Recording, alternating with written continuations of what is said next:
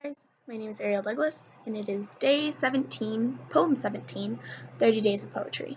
I'm a poet, and I love to share my poems with people because it's the best way that I communicate my feelings and my thoughts and things like that. It's a great way to get to know me. If you don't know me, then cool, now you do.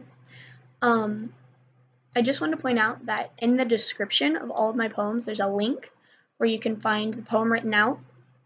Um, that's for like if you have a hard time hearing me or understanding me, or even if you just prefer to read along to things while you listen to things, that is available to you. Don't be afraid to use that. I would love it if you did. Don't do it for no reason.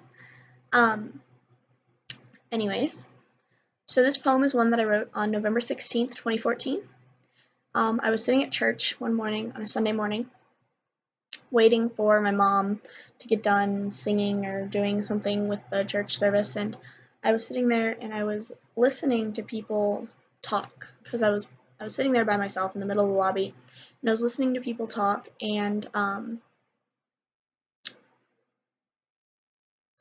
was shocked by what I was hearing because even though I was at a church, it was a Sunday morning, I was surrounded by people who were like serving or in some sort of leadership, like they weren't behaving like Christians are called to behave. And so that really bothered me, frustrated me. And so I wrote this poem out of that. Maybe you'll relate to it, maybe you won't. Maybe you'll see something in it, maybe you won't. I don't know. But thank you for listening regardless. It's called Apathy and Insincerity by Ariel Douglas. All I ever hear you do is complain.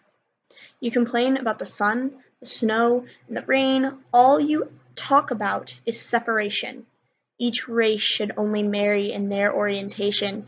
You talk about how no one cares what you do. No one in the church works hard but you. It takes 2 hours to set it all back up. You sneer, filling another coffee cup. They moved all my decorations around on the stage. Your scorn feeds into the other's defensive rage. Well, you put your decorations where my kids have to stand. You turn away with the coffee cup in your hand. Behind me I hear, I can't believe you're talking about that in a church. Well, if it's not fit for church, then it's not fit for dirt. You stare at me blankly when I correct you in that. Well, in the privacy of your home, it's all right to chat. But no, that's wrong as well. God hears every quiet secret you tell. At last, someone else stands with me in this. That's right, so in the conversation, you hiss. And now you come trying to impress me. I just need to get away from him, you see. But even that is judgmental and rude. I look up and say, even that, sir, was crude. Silence greets me from across the way, and I let it stand, for there's nothing to say. What would Jesus do, you ask? Well, if for God's glory, he'd redo every task. He'd compromise and have the children stand forward. He'd correct in love and not act untoward.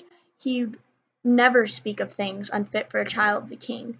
He'd love everyone the same. Love's not a choice like playing a game because his bride is every color and race. He'd toss the tables in this apathetic place and weep for the insincerity that burns me, because this place is supposed to be holy.